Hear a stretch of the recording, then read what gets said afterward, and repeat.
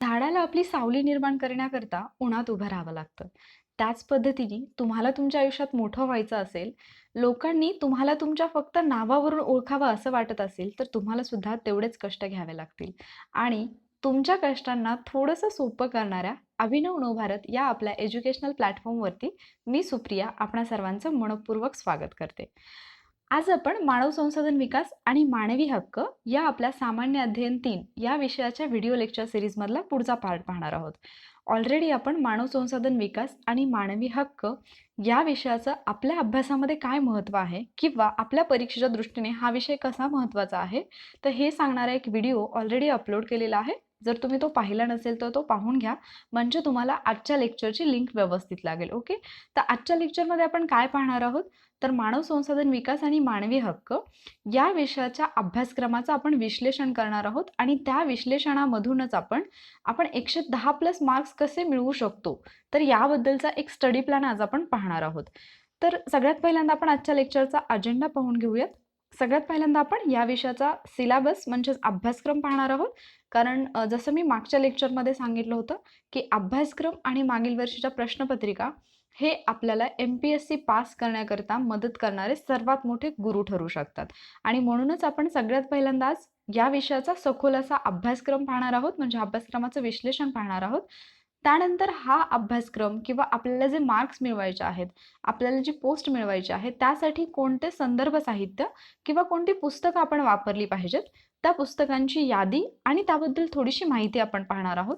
आणि त्यानंतर आपण आत्तापर्यंत MPSCने ज्या परीक्षा घेतलेल्या आहेत, त्याच्यामध्ये जे राज्यसेवा मेन्सची परीक्षा आहे, तर राज्यसेवा मेन्समध्ये GS3 म्हणजे जो आपला सब्जेक्ट आहे HRD अँड HR, तर या विषयावरती कोणत्या घटकावरती किती प्रश्न विचारलेले आहेत हे आपण डीपमध्ये पाहणार आहोत. त्याचा फायदा आपल्याला काय होतो की अभ्यास करताना कोणत्या घटकावरती आपल्याला फोकस करायचा आहे हे आपल्याला समजणार आहे. ओके, सो सगळ्यात पहिल्यांदा आपण अभ्यासक्रम जो आहे तो पाहून घेऊयात. तर मानव संसाधन विकास आणि मानवी हक्क हा जो विषय आहे, याचा सिलेबस जनरली जर आपण पाहायला गेलो तर 2 भागांमध्ये विभागलेला आपल्याला पाहायला मिळू शकतो किंवा आपण या पेपरचे 2 पार्ट पाडू शकतो असं तुम्ही म्हणू शकता. मग त्याच्यामध्ये जो पहिला भाग येतो तो येतो मानव संसाधन विकासाचा आणि दुसरा भाग येतो मानवी हक्काचा. म्हणजे मानव संसाधन विकास आणि मानवी हक्क हे 2 वेगवेगळ्या पद्धतीने आपण म्हणजे सेपरेट करून हे टॉपिक आपण अभ्यासू शकतो. जर आपण सिलेबस पाहिला तर सिलेबसमध्ये याच्यामध्ये आणखी काही सब टॉपिक आहेत, तर ते सुद्धा आपण डिटेलमध्ये पाहणार आहोत. मात्र त्या अगोदर आपल्याला हे समजून घ्यायचं आहे की मानव संसाधन विकास आणि मानवी हक्क यांचा अभ्यास करताना आपल्याला नेमकी काळजी काय घ्यायची आहे. ओके, तर आता आपल्याला फक्त अशाच घटकांचा अभ्यास करायचा आहे किंवा अशाच पद्धतीने अभ्यास करायचा आहे जो घटक आपल्याला जास्त मार्क्स मिळवून देऊ शकतो. म्हणजे उदाहरणार्थ आता भाग 1 आणि भाग 2चा जर आपण पर्सनली विचार केला तर मी तुम्हाला जस्ट आता ढोबळमानाने सांगते. नंतर आपण डिटेलमध्ये ॲनालिसिस घेणारच आहोत की कोणत्या वर्षी किती प्रश्न आलेले आहेत. पण जर तुम्ही पाहिलं तर भाग 1 वरती जर 2012 पासूनचा आपण विचार केला तर इथे येणाऱ्या प्रश्नांची संख्या जी आहे ती 50 ते 60 एवढी आहे. आणि जर आपण मानवी हक्क या भागाचा विचार केला तर इथे आपल्याला 90 ते 100 प्रश्न पाहायला मिळतात. म्हणजे 150 मार्क्सचा जो आपला पेपर आहे त्याच्यामध्ये भाग 2 जो आहे, जर आपण सिलेबसचे 2 पार्ट केले तर त्याच्यामधला जो पार्ट 2 असेल किंवा 2 असेल भाग, त्याच्यामध्ये आपल्याला मानवी हक्कावरती जास्त प्रश्न येतात.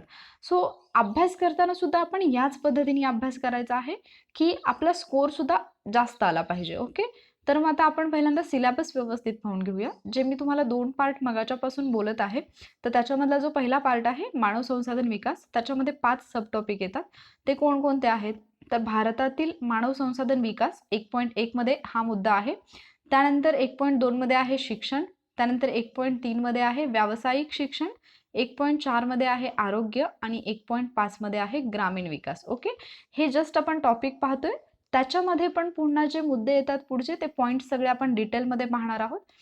त्यानंतर जर आपण पार्ट 2 पाहिला तर त्याच्यामध्ये मानवी हक्क याच्यामध्ये 2.1 जागतिक मानवी हक्क प्रतिज्ञापत्र म्हणजे ज्याला आपण UDHR म्हणतो ते. त्यानंतर 2.2 ते 2.6 मध्ये बालक विकास, म्हणजे आता इथे मी अगदी शॉर्टमध्ये तुम्हाला दिलेला आहे जे आपण पुढे डिटेलमध्ये पाहणार आहोत. तर जस्ट आपण जर सेग्रिगेट केलं तर विकास हा एक सेपरेट टॉपिक घेऊ शकतो आणि मग त्याच्यामध्ये बालकांचा विकास असेल, महिलांचा विकास आहे, युवकांचा विकास आहे आणि आदिवासींचा विकास आहे. त्याचबरोबर सामाजिकदृष्ट्या वंचित वर्गाचा विकास. ओके, हे आपले सब टॉपिक आहेत. त्यानंतर 2.7 आणि 2.7, 2.8 आणि 2.9 मध्ये काय दिलेलं आहे, तर वयोवृद्ध लोकांचे कल्याण, कामगारांचे कल्याण आणि विकलांग व्यक्तींचे कल्याण. त्यानंतर 2.10 मध्ये आहे लोकांचे पुनर्वसन, 2.11 मध्ये आहे आंतरराष्ट्रीय व प्रादेशिक संघटना, 2.12 मध्ये आहे ग्राहक संरक्षण आणि 2.13 मध्ये आहे मूल्ये व नीतितत्वे. आता हा सिलेबस जो आहे तो थोडासा डीपमध्ये आणि व्यवस्थितपणे आपण समजून घेऊयात. ओके, सगळ्यात पहिल्यांदा जी स्लाइड मी तुम्हाला मागच्या लेक्चरमध्ये दाखवली होती तीच मी तुम्हाला दाखवत आहे, की जो अभ्यासक्रम आहे आपला सामान्य अध्ययन 3 असं आपला पेपर आहे आणि त्याच्यामध्ये या पेपरचं नाव आहे मानव संसाधन विकास आणि मानवी हक्क. यामध्ये विचारलेल्या प्रश्नांचा दर्जा हा पदवी लेवलचा असतो. पदवीच्या दर्जाचे प्रश्न आपल्याला विचारले जातात आणि ऑब्व्हियसली आपण सगळ्यांनी ग्रॅज्युएशन कंप्लीट केलेलं आहे, सो या प्रश्नांची उत्तर आपण नक्कीच देऊ शकतो. प्रश्नपत्रिकेचं स्वरूप कसं असतं, तर वस्तुनिष्ठ, म्हणजे तिथे तुम्हाला प्रश्न दिलेला असतो आणि त्याच्या खाली 4 ऑप्शन असतात, त्या पर्यायामधून तुम्हाला योग्य उत्तर जे आहे ते द्यायचं असतं. एकूण गुण आहेत 150 आणि कालावधी आहे 2 तास.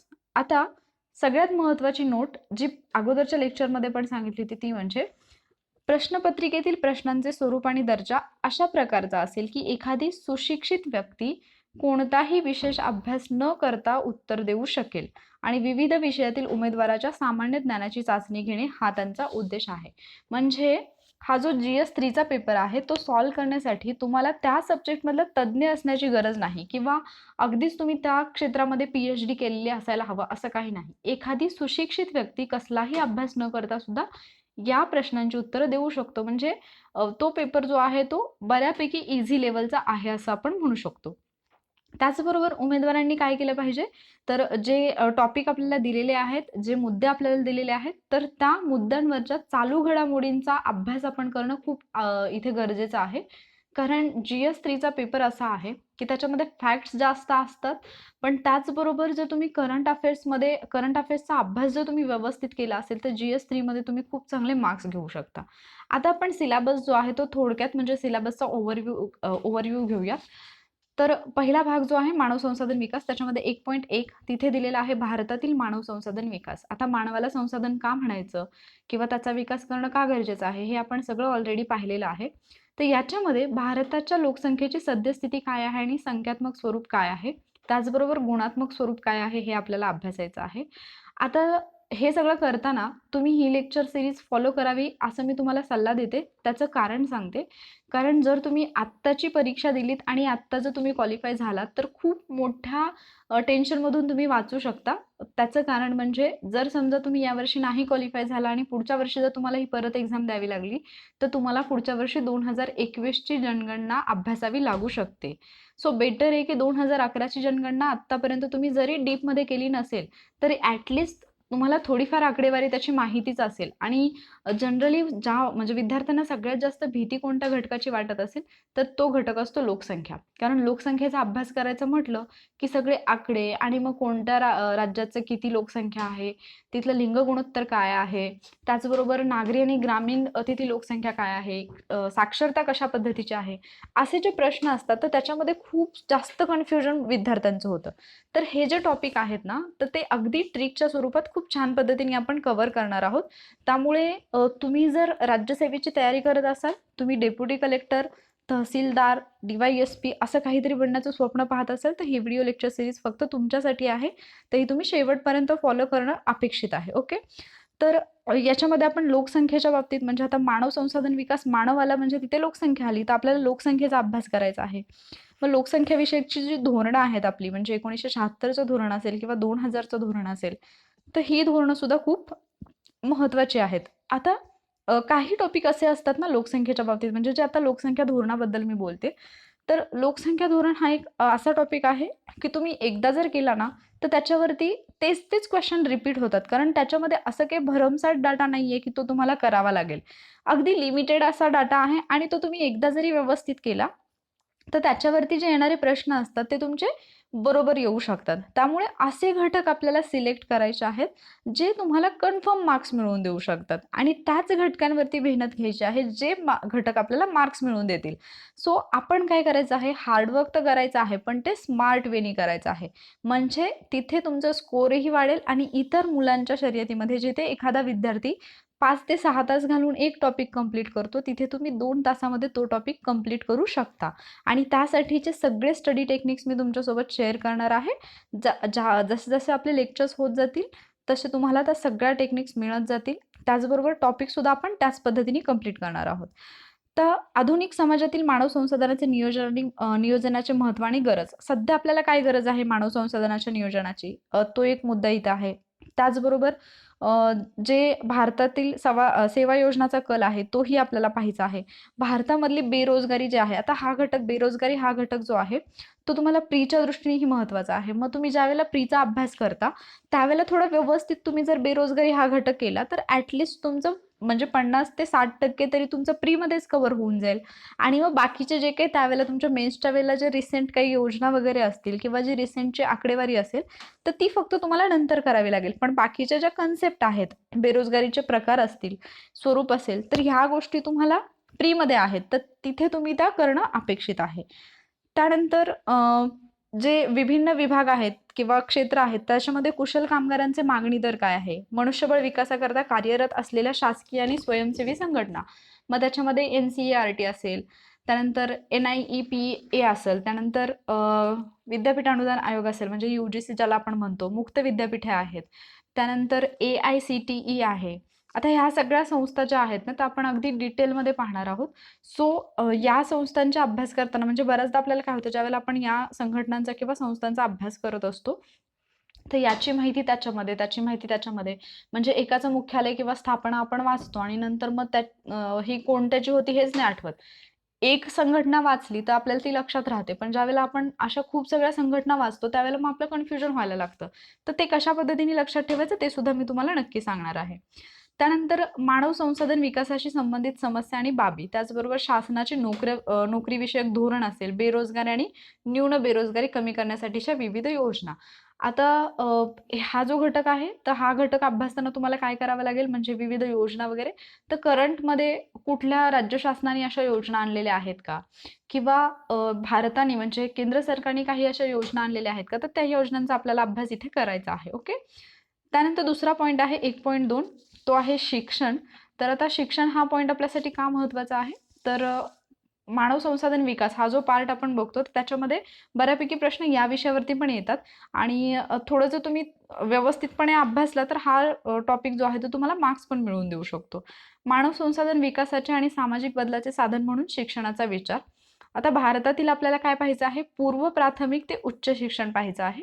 शिक्षण प्रणाली पाहिजे आहे, त्याच्यामध्ये शिक्षणाचे सार्वत्रिकरण असेल, शिक्षणाचे व्यावसायीकरण जे सध्या आपल्याला खूप होताना पाहत आहे. म्हणजे शिक्षण जे आहे तर हा एक बिझनेस होऊन बसला. म्हणजे तुम्ही पाहिलं तर खूप सगळ्या प्रायव्हेट स्कूल्स तुम्हाला पाहायला मिळतील आणि शिक्षणाकडे एक बिझनेसच्या दृष्टिकोनातून पाहिलं जाते. म्हणजे त्यालाच शिक्षणाचं व्यावसायीकरण आपण म्हणू शकतो. त्यानंतर दर्जावाढ आहे, गळतीचं प्रमाण आहे, तर इत्यादी गोष्टींचा आपल्याला अभ्यास करायचा आहे. त्याचबरोबर शिक्षणामध्ये समस्या काय आहेत किंवा कोणते प्रश्न आहेत. मुलींकरता शिक्षण, आता मुलींकरता शिक्षण हा घटक तर असा आहे की जो तुम्हाला इंटरव्ह्यूमध्ये सुद्धा याच्यावरती प्रश्न विचारले जाऊ शकतात. त्यानंतर सामाजिकदृष्ट्या आणि आर्थिकदृष्ट्या गरीब वर्ग, मग यांच्यासाठी शिक्षणामध्ये काही शिक्षण क्षेत्रामध्ये काही तरतूद आहे का, तर या गोष्टींचा आपल्याला अभ्यास करायचा आहे. अल्पसंख्य कौशल्य शोध इत्यादी. शासनाची शैक्षणिक धोरणे, योजना आणि कार्यक्रम हे तर शासन वेळोवेळी प्रकाशित करत असतं, तर त्या गोष्टी आपल्याला इथे माहीत असणं अपेक्षित आहे. त्याचबरोबर जागतिकीकरण, खाजगीकरण यांचा भारतीय शिक्षणावरती काय परिणाम झालेला आहे. त्याचबरोबर राष्ट्रीय ज्ञान आयोग असेल, राष्ट्रीय उच्च शिक्षण आणि संशोधन आयोग असेल, IIT असेल, IIM असेल, NIT असेल. आता IITचा वगैरे अभ्यास करताना आपल्याला काय करायचं आहे की सध्या किती IIT किंवा IIM आहेत भारतामध्ये. त्याचबरोबर मग नव्याने कोणते स्थापन झालेले आहेत, मग त्यांची संख्या किती आहे किंवा नव्याने जे स्थापन झालेले आहेत त्यांचं काही वैशिष्ट्य आहे का, ते कोणत्या ठिकाणी आहेत, या सगळ्या गोष्टींची माहिती आपल्याला असणं अपेक्षित आहे. मग ज्यावेळेला असा अभ्यास करतो त्यावेळेला त्याची हिस्ट्री सुद्धा आपल्याला थोडीफार माहिती पाहिजे की केव्हापासून यांची स्थापना झाली किंवा याच्यासाठी जो काही एखादा अधिनियम वगैरे असेल तर तो कधी पारित करण्यात आला होता हे आपल्याला माहिती पाहिजे. त्यानंतर पुढचा पार्ट येतो व्यावसायिक शिक्षण. तर व्यावसायिक शिक्षणाबद्दलचा एक प्रश्न मी मागच्या लेक्चरमध्ये पण दाखवला होता. जास्त टफमध्ये क्वेश्चन्स याच्यावरती येत नाहीत, पण जे फॅक्ट्स असतात तर ते आपल्याला लक्षात ठेवण्याला काही ऑप्शनच नाही. फॅक्ट्स तुम्हाला लक्षातच ठेवावे लागतील, कारण असे प्रश्न कव्हर करण्यासाठी ज्यावेळेला तुमचे फॅक्ट व्यवस्थित असतील तर असे प्रश्न तुम्ही व्यवस्थितपणे कव्हर करू शकता. मानव संसाधन विकासाचे साधन म्हणून व्यावसायिक शिक्षणाचा विचार. त्यानंतर व्यावसायिक तंत्र शिक्षण, मग त्याच्यामध्ये भारतातील विशेषतः महाराष्ट्रातील सद्यस्थिती सुद्धा आपल्याला पाहिजे आहे. शिक्षण प्रणाली आणि प्रशिक्षण, शासकीय धोरणे, योजना व कार्यक्रम, त्याच्यामध्ये मग कोणत्या समस्या आहेत, प्रश्न आणि त्यावर मात करण्यासाठी काय काय प्रयत्न केलेले आहेत किंवा प्रयत्न चालू आहेत ते. व्यावसायिक आणि तंत्र शिक्षणाचा प्रसार आणि विनियमन करणाऱ्या आणि अधिस्वीकृती देणाऱ्या संस्था. मग व्यावसायिक शिक्षणाशी संबंधित ज्या काही संस्था असतील, संघटना असतील, तर त्यांचा सुद्धा अभ्यास आपल्याला करायचा आहे. पुढचा घटक आहे आरोग्य. आता आरोग्य हा घटक तर सध्याच जास्त चर्चेमध्ये आहे, कारण आपल्याला माहिती आहे की कोरोनामुळे किंवा कोविड-19मुळे जी काही परिस्थिती उद्भवलेली आहे, त्यामुळे WHO जी आहे ती पण खूप चर्चेमध्ये आहे. तर आरोग्य या घटकावरती सुद्धा आपल्याला मेन्सला प्रश्न विचारले जातात आणि आता चर्चेमध्ये असल्यामुळे प्रीमध्ये सुद्धा त्याच्यावरती क्वेश्चन येतीलच.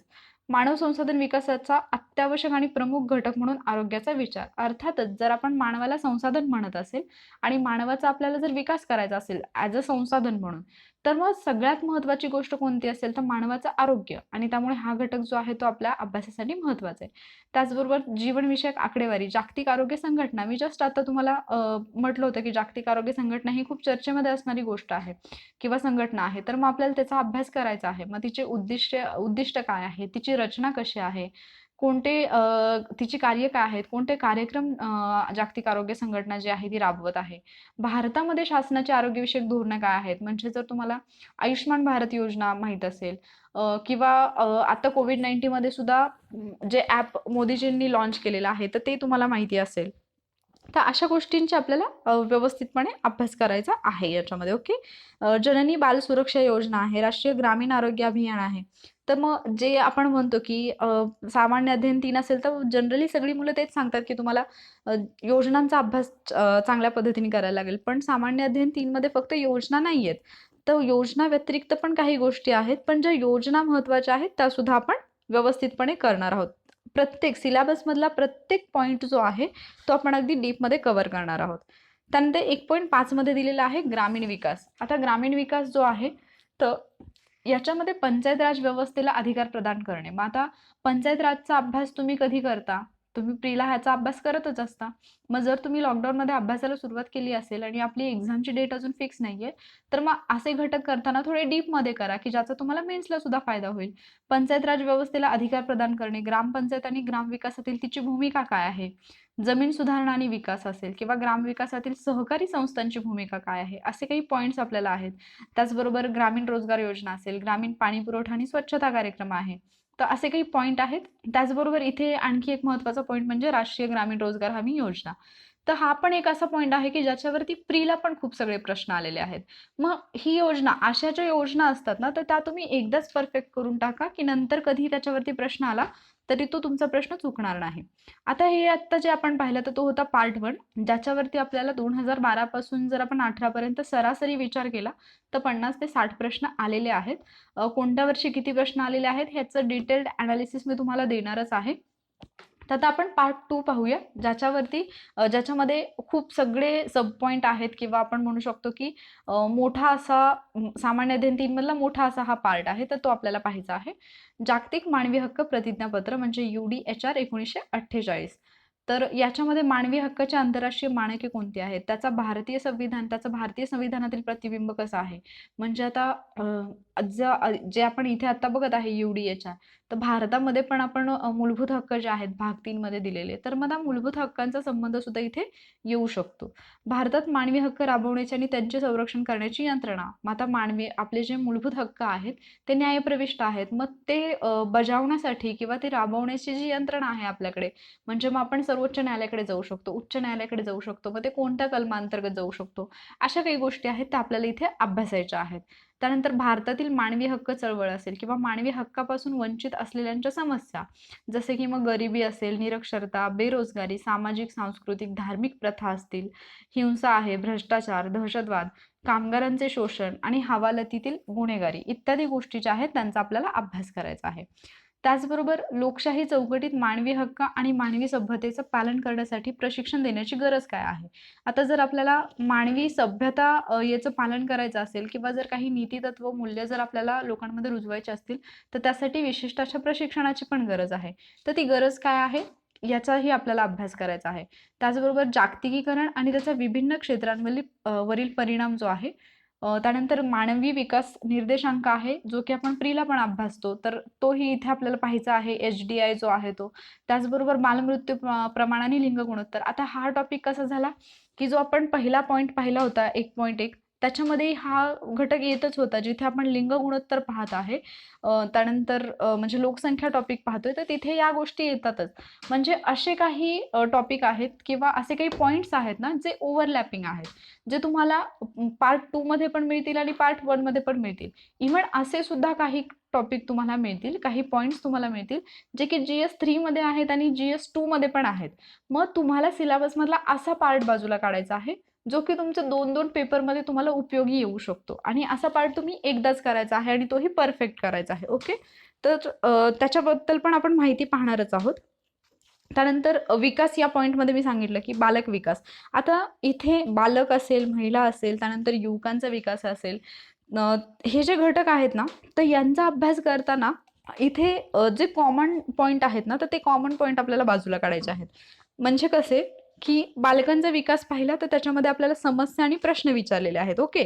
त्याचबरोबर महिलांचा विकास म्हटलं तर तिथे सुद्धा आपल्याला काय विचारले, महिलांच्या समस्या काय आहेत आणि प्रश्न काय आहेत.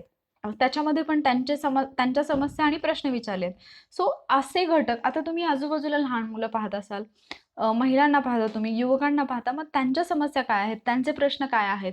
आता बेरोजगारी, बेकारी ही एक गोष्ट आहे. महिलांच्या बाबतीत विचार केला तर महिलांविरोधी हिंसाचार आपण पाहत आहे. बालकांच्या बाबतीत पाहिलं तर मग कुपोषणाची समस्या किंवा बालकामगार या गोष्टी आहेत. मग तुम्ही जिथे म्हणजे तुमच्या आजूबाजूला ज्या गोष्टी तुम्हाला दिसतात ना, तर त्या गोष्टींचा तुम्हाला इथे या अभ्यासामध्ये खूप फायदा होऊ शकतो.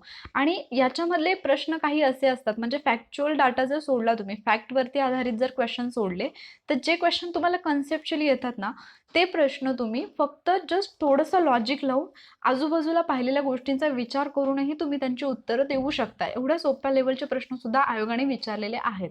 तर त्यामुळे आपण काय करायचं आहे, की मानव संसाधन विकास आणि मानवी हक्क या विषयाचा अभ्यास करताना तुम्हाला डेली अपडेट्स तुमच्याकडे असल्या पाहिजेत. म्हणजे ज्यावेळेला तुम्ही एखादं मॅगझिन वाचताय करंट अफेअर्सचं, तर त्याच्यामधला कुठला घटक शिक्षणाशी संबंधित आहे, कुठला घटक बालक विकासाशी संबंधित आहे, कुठला घटक महिलांशी संबंधित आहे, कोणता पॉईंट जो आहे तो युवकांशी संबंधित आहे, असे पॉईंट जर तुम्हाला काढता आले करंट अफेअर्समधून, तर त्याचा तुम्हाला GS3 मध्ये खूप फायदा होणार आहे.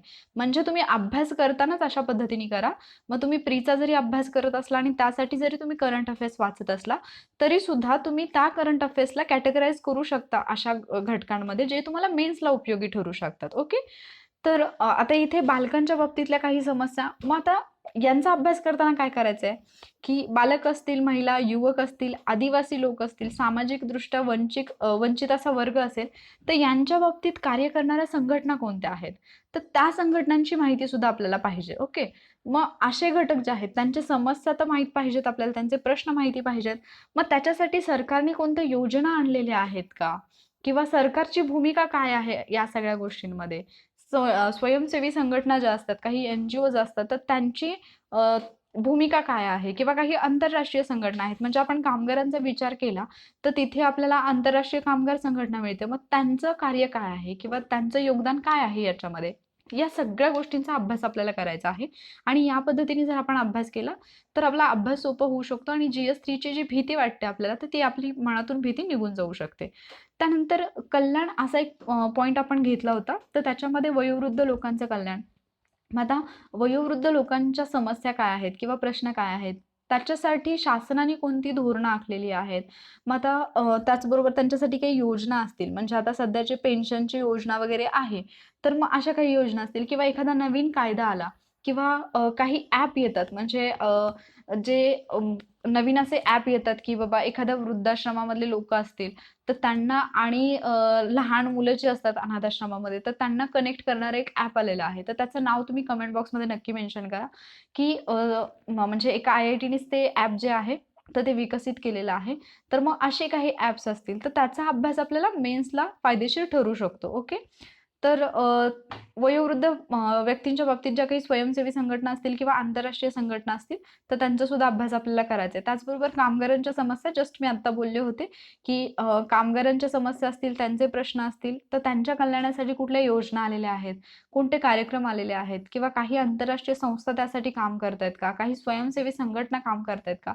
हे पाहायचं आहे. सेम आपल्याला विकलांग म्हणजे दिव्यांग व्यक्तींच्या बाबतीत पाहायचं आहे आणि दिव्यांगांच्या बाबतीत तर तुम्हाला माहिती असेल, की महाराष्ट्र शासन असेल किंवा केंद्र सरकार असेल, तर त्यांनी खूप सगळ्या योजना किंवा काही आरक्षण सुद्धा देऊ केलेलं आहे त्यांना. तर मग या गोष्टी आपल्याला माहीत असायला पाहिजेत. त्याचबरोबर लोकांचे पुनर्वसन. आता काही विकास प्रकल्प किंवा नैसर्गिक आपत्तीमुळे लोकांचं पुनर्वसन करावं लागतं. मग अशा वेळेला कोणत्या प्रकारची धोरणं किंवा कार्यक्रम राबवले जातात, त्यासंबंधी कायदेविषयक तरतुदी काय आहेत, की एखादा प्रकल्प जर सरकार आणत असेल, तो प्रकल्प जर सरकार राबवणार असेल, तर त्या ठिकाणी म्हणजे आपल्याला माहिती की काही ठिकाणी धरण बांधायचं असतं. मग त्यावेळेला तिथल्या लोकांना जे आहे ते तिथून विस्थापित केलं जातं, दुसऱ्या ठिकाणी पाठवलं जातं. मग त्यासाठी त्यासंबंधीचे कोणते कायदे आहेत किंवा त्या लोकांचं पुनर्वसन करण्याशी संबंधित शासनाने कुठल्या तरतुदी केलेल्या आहेत, कोणती धोरणं आखलेली आहेत, कायदेविषयक काय तरतुदी आहेत आणि मग त्याचे आर्थिक, सांस्कृतिक, सामाजिक, मानसशास्त्रीय या निरनिराळ्या पैलूंचा आपल्याला विचार करायचा आहे. म्हणजे आता जर व्यक्तींचं स्थलांतर जर होणार असेल, त्यांचं पुनर्वसन जर करायचं असेल, तर तिथे आर्थिक गोष्ट येते. सांस्कृतिक गोष्ट तर नक्कीच येते. कारण ज्या ठिकाणी एखादा माणूस राहिलेला असतो, तर तो तिथे बऱ्यापैकी अटॅच्ड असतो. त्यांची काहीतरी एक संस्कृती असते, ते फॉलो करत असतात आणि तिथून त्यांना दुसऱ्या समाजामध्ये जाऊन राहायचं असेल, तर मग अर्थातच त्याची सामाजिक बाजू जी असेल, सांस्कृतिक बाजू असेल, मानसशास्त्रीय बाजू असेल, तर यांचा आपल्याला इथे अभ्यास करायचा आहे. पुढे 2.11 आहे आंतरराष्ट्रीय व प्रादेशिक संघटना. आता हा एक असा टॉपिक आहे जो तुम्हाला प्री आणि मेन्स दोन्हीकडे फायदेशीर ठरू शकतो आणि यांचा अभ्यास करताना काळजीपूर्वक करायचा आहे. म्हणजे यांच्या बाबतीत बरीच माहिती तुम्हाला बाहेर तुम्ही नेटवरती वगैरे सर्च केली तर मिळेल. पण मग एवढी सगळी माहिती लक्षात ठेवायची आवश्यकता आहे का? तर नाही. आता इथे ज्या संघटना दिलेल्या आहेत, संयुक्त राष्ट्र आणि तिचे काही विशेषीकृत अभिकरणे असतील, तर त्याच्यामध्ये मग ILO आहे, युनिसेफ, युनेस्को ह्या ज्या संघटना आहेत, ॲपेक, एशियन, ओपेक ह्या ज्या आहेत, सार्क नाम, त्यानंतर कॉमनवेल्थ राष्ट्र आहेत, युरोपियन युनियन आहे.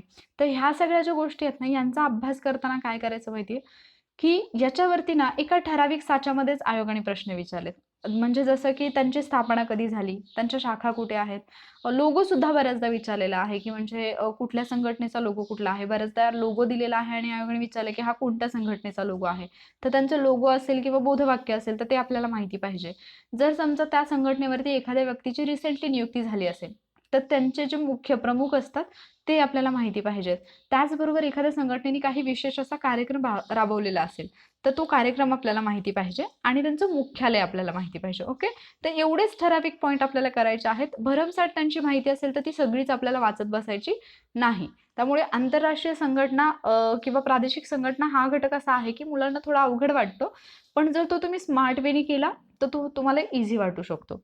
त्यानंतर पुढे आहे ग्राहक संरक्षण. आता ग्राहक संरक्षण हा घटक असा आहे की तो तुम्हाला GS2 आणि GS3 या दोन्हीमध्ये मिळेल. ओके. तर याच्यावरती तुम्हाला काय करायचं आहे, GS2 आणि GS3 साठी एकत्रितपणेच अभ्यास करायचा आहे. म्हणजे GS2 मधले काही पॉईंट आणि GS3 मध्ये काय पॉईंट दिलेले आहेत आपल्याला ते एकत्रित करायचे आणि त्या दृष्टीने अभ्यास करायचा. मग आता जो ग्राहक संरक्षण अधिनियम आहे तर त्याची ठळक वैशिष्ट्ये काय आहेत, ग्राहकांचे हक्क काय आहेत, ग्राहक विवाद आणि निवारण यंत्रणा काय आहे.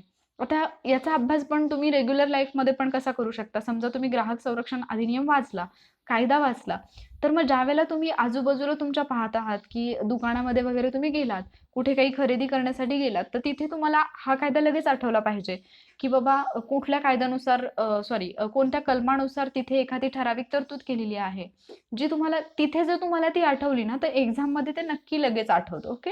सो अशा गोष्टी ज्या आहेत त्या तुमच्या दैनंदिन लाईफमध्ये, दैनंदिन जीवनामध्ये अभ्यासातल्या गोष्टी तुम्ही वापरायला शिका, उपयोगात आणायला शिका, ज्याच्यामुळे तुमचा अभ्यास पण सोपा होईल. त्यानंतर पुढचा पॉईंट आहे मूल्य आणि नीतितत्वे. तर जर एखादा माणसाला ग्रो व्हायचं असेल, जर समाजामध्ये राहायचं असेल, तर अर्थातच त्या माणसाने काही मूल्य किंवा काही नीतितत्व, काही नैतिक मूल्य जोपासण्याची आवश्यकता असते. आणि मग याच्यासाठी वेगळा असा अभ्यास करायची आवश्यकता आहे का? तर हा अगदी कॉमन सेन्सवर सुटणारे प्रश्न असतात. मूल्य आणि नीतितत्वेवरती जनरली जर आपण 2012 पासून आतापर्यंत पाहिलं तर सरासरी एक प्रश्न आलेला आहे. 1-2 वर्ष फक्त 2-2 प्रश्न याच्यावरती आलेले आहेत. मात्र तो एक मार्क जो असेल तो अगदी आपल्या हातातला असेल. तर आपण ते पुढे पाहणार आहोत. मग याच्यामध्ये काय कुटुंब, धर्म, शिक्षण, प्रसार माध्यमे इत्यादी सारख्या औपचारिक आणि अनौपचारिक संस्थांमार्फत सामाजिक मानके, मूल्य आणि नीतितत्वे यांची जोपासना करणे असा हा पॉइंट आहे. तर हा होता आपला सिलेबस. आज लेक्चरमध्ये मी पूर्णपणे सिलेबस सांगितलेला आहे. त्याचं रिझन हेच आहे की तुम्हाला मी मागच्या लेक्चरमध्ये सांगितलं होतं की सगळा सिलेबस तुमच्याकडे लिहिलेला असला पाहिजे आणि बेटर राहील जर तो तुम्ही तुमच्या स्वतःच्या हाताने लिहून काढलात तर, कारण तो तुमच्या जास्त लक्षात राहील. आता सगळे पॉईंट रिवाइज केल्यानंतर ऑलमोस्ट 50% तरी सिलेबसचा पार्ट तुमच्या लक्षात राहिला असेल. ओके. तर आता आपण बुक लिस्ट पाहणार आहोत की हे सगळे टॉपिक आपल्याला कुठून करायचे आहेत. आता मी जी बुक लिस्ट तुम्हाला दाखवत आहे किंवा जी तुम्हाला स्क्रीनवरती दिसत आहे, ही बुक लिस्ट आत्तापर्यंतचे जे टॉपर्स आहेत तर त्यांनी जी बुक लिस्ट सांगितलेली आहे किंवा त्यांनी जे बुक्स वापरलेले आहेत तीच बुक लिस्ट मी तुमच्यासोबत शेअर करत आहे. म्हणजे सुमित शिंदे सर असतील, अभिनव बलुरे सर असतील, आशिष बारकुल सर असतील, महेश जमदाडे सर असतील, तर हे टॉपर्स आहेत. म्हणजे पहिला किंवा दुसरा रँक आलेले, महाराष्ट्रातून फर्स्ट किंवा सेकंड रँकनी क्वालिफाय झालेले हे लोक आहेत आणि त्यांनी सांगितलेली बुक लिस्ट मी तुमच्यासोबत शेअर करत आहे. सो आपण नक्कीच, आणि त्याच्यामध्ये पण जे कॉमन असतील तर तेच आपण घेत आहे. कारण बऱ्याचदा काय होतं की प्रत्येकजण वेगवेगळी बुक सांगतो आणि मग आपल्याला समजत नाही की एक्झॅक्टली कोणतं बुक रेफर करायचं. तर जनरली यांच्यामध्ये जे कॉमन बुक्स आहेत ते बुक्स मी तुमच्यासाठी म्हणजे तुम्हाला रेफर करत आहे. ओके. तर मानव संसाधन विकासासाठी कोळंबे सरांचं बुक हे छान आहे. त्याचबरोबर सक्सेस अकॅडमीचे जे दिलीप खाटेकर सर आहेत तर त्यांनी म्हणजे त्यांचं एक पूर्णच बुक आहे HRD आणि HRचं. तर ते बुक पण खूप छान आहे. त्याच्यामध्ये इव्हन त्यांनी आत्तापर्यंत विचारलेले प्रश्न त्यांचं विश्लेषण सुद्धा दिलेलं आहे. तर ते पुस्तक छान आहे, ते तुम्ही घेऊ शकता. त्यानंतर डॉक्टर देसले सरांचं दीपस्तंभ प्रकाशनचं पुस्तक आहे. आणि आता या तिन्ही पुस्तकांचा विचार केला तर बराचसा भाग जो आहे तो ओव्हरलॅपिंग आहे, जे तुम्हाला इथं दिलेलेच आहे की म्हणजे बराचसा पार्ट जो आहे तो रिपीट होऊ शकतो. तर ते तुम्हाला म्हणजे तिथं तुमची रिव्हिजन होईल, पण असे पॉईंट जे आहेत तर ते तुम्ही बाजूला कुठेतरी नोंदवून ठेवले पाहिजेत. म्हणजे ज्यावेळेला नेक्स्ट टाइम तुम्ही ते बुक घ्याल तर तेच तेच तुमचं रीडिंग होणार नाही. ओके.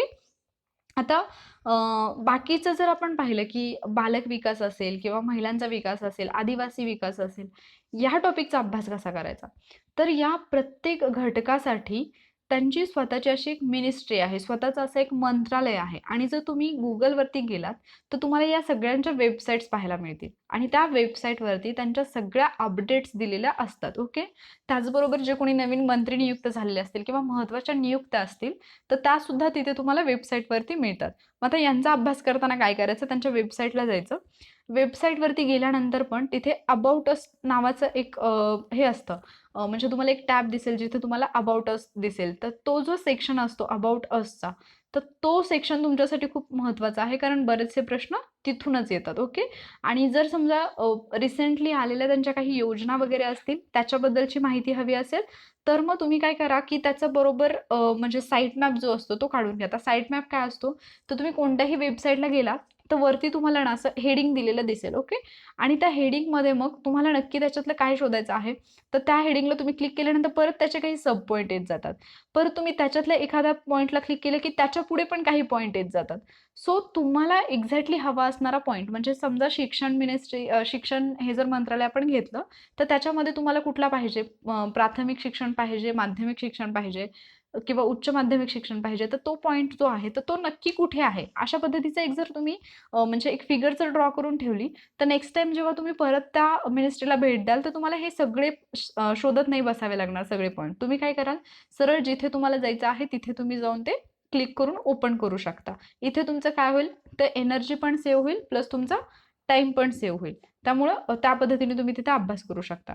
त्याचबरोबर विकिपीडिया पण महत्त्वाचं साधन ठरू शकतं, कारण इव्हन प्रीला सुद्धा तुम्ही पाहिलं असेल तर आयोगाने जे काही प्रश्न विचारले तर विकिपीडियावरचे सेंटेन्सेस आयोगाने जसेच्या तसे उचलून विचारलेले आहेत.